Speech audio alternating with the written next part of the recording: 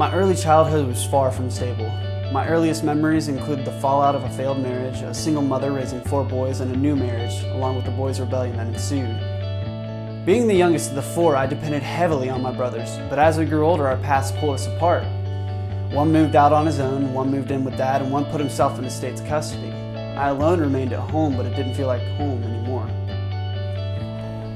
Yoke has been a part of my life since I was a 6th grader at Little Springs Middle.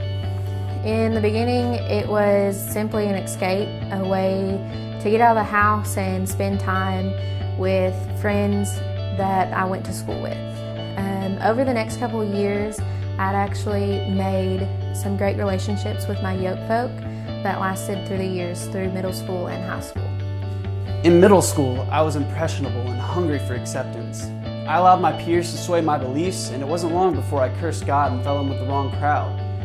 YOKE was the first place that I found a positive influence in middle school. The YOKE folk that I met there showed a genuine interest in my life and in my faith, and soon they began to fill the void that remained when my brothers left.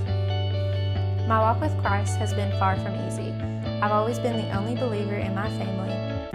My father was Wiccan, and I would always have to argue with him to get permission to go to church on the weekends.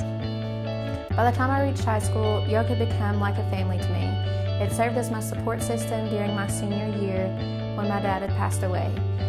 That was the most trying time of my relationship with Christ.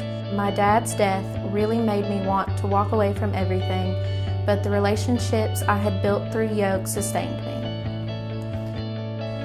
I remember breaking down into tears at a YOKE camp, confronted with my own anger and hatred towards God.